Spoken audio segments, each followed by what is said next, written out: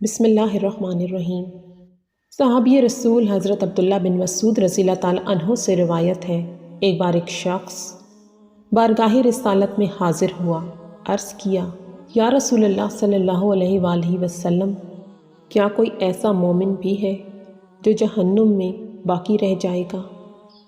آقا دو جہاں صلی اللہ علیہ وآلہ وسلم نے فرمایا، ہاں، ایک شخص جو جہنم کے گہرے گڑھے میں ہوگا اور اونچی آواز سے یا حنان یا منان پکار رہا ہوگا۔ اس کی آواز بلند ہوگی یہاں تک کہ حضرت جبرائیل علیہ السلام سنیں گے تو تعجب سے کہیں گے، عجیب بات ہے۔ پھر حضرت جبرائیل علیہ السلام عرش الہی کے سامنے حاضر ہوں گے، سر سجدے میں رکھ دیں گے۔ اللہ پاک فرمائیں گے، اے جبریل، اپنا سر اٹھاؤ۔ حضرت جبرائیل علیہ السلام سر اٹھائیں گے۔ اللہ پاک فرمائے گا، اے جبریل، تم نے کیا عجیب چیز دیکھی؟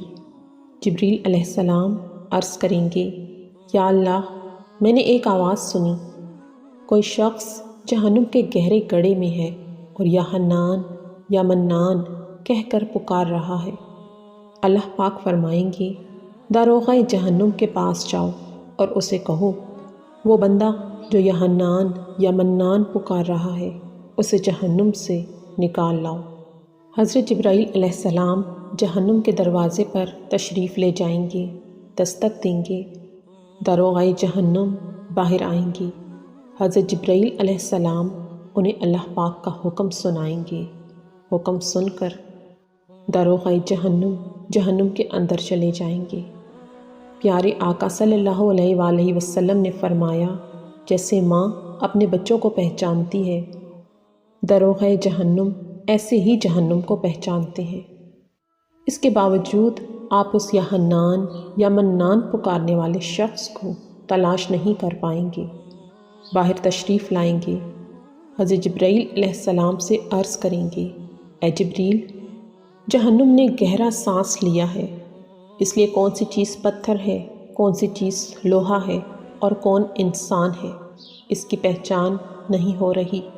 حضرت جبریل علیہ السلام دوبارہ عرش الہی کے سامنے حاضر ہوں گے، سر سجدے میں رکھ دیں گے۔ پوچھا جائے گا، تم یا حنان یا منان پکارنے والے کو کیوں نہیں لائے؟ اے جبریل، سر اٹھاؤ۔ حضرت جبریل علیہ السلام عرض کریں گے، مولا، داروغہ جہنم نے معذرت کر لی ہے، وہ کہتے ہیں جہنم نے سانس لیا ہے، اس کی وجہ سے پتھر، لوہے اور انسانوں کے درمیان کوئی فرق نہیں بچا، کسی چیز کی پہچان نہیں ہو رہی۔ اللہ پاک فرمائے گا، اے جبریل، داروغہ سے کہو، میرا بندہ جہنم کے فلاں گڑھے میں، فلاں کونے میں اس طرح پڑا ہوا ہے۔ حضرت جبرائیل علیہ السلام دوبارہ جہنم کے دروازے پر جائیں گے اور داروغہ کو یا حنان یا منان پکارنے والے کا پتہ بتائیں گے۔ داروغہ جہنم کے اندر جائیں گے تو دیکھیں گے کہ ایک شخص ہے، اس کے پاؤں اس کی پیشانی کے ساتھ اور ہاتھ گردن کے ساتھ بندھے ہوئے ہیں، اور جہنم کے سانپ اور بچھو اس کے ساتھ لپٹے ہوئے ہیں۔ داروغہ جہنم اس کی زنجیریں توڑ دیں گے اور جہنم سے نکال کر اسے حضرت جبرائیل علیہ السلام کے حوالے کر دیں گے۔ حضرت جبرائیل علیہ السلام اسے لے کر عرش الہی کے سامنے حاضر ہوں گے اور سر سجدے میں رکھ دیں گے۔ اللہ پاک فرمائے گا، اے جبریل، سر اٹھاؤ۔ جبریل علیہ السلام سر اٹھائیں گے۔ اب اللہ پاک اس بندے سے فرمائیں گے، اے میرے بندے، کیا میں نے تیری بہترین تخلیق نہیں کی؟ کیا میں نے تیری طرف رسول نہیں بھیجے تھے؟ کیا ان رسولوں نے تمہیں میری کتاب نہیں سنائی تھی؟ کیا میرے رسولوں نے تجھے نیکی کا حکم نہیں دیا تھا، تجھے برائی سے منع نہیں کیا تھا؟ وہ بندہ ان تمام باتوں کا اقرار کرے گا اور کہے گا، یا اللہ پاک، تو نے میری بہت بہترین اعلیٰ تخلیق فرمائی، تیرے رسول بھی تشریف لائے، انہوں نے تیرے احکامات بھی سنائے۔ اللہ پاک فرمائیں گے، پھر تو نے فلاں فلاں گناہ کیوں کیے؟ بندہ عرض کرے گا، یا اللہ، میں نے اپنی جان پر ظلم کیا، جس کی سزا میں مجھے جہنم میں ڈال دیا گیا، لیکن اس کے باوجود میری ہمت نہیں ٹوٹی۔ مجھے تیری رحمت سے امید تھی، اسی لیے میں یا حنان یا منان پکارتا رہا۔ مولا، تو نے اپنے فضل سے مجھے جہنم سے نکالا ہے، یا اللہ اب مجھ پر رحم فرما۔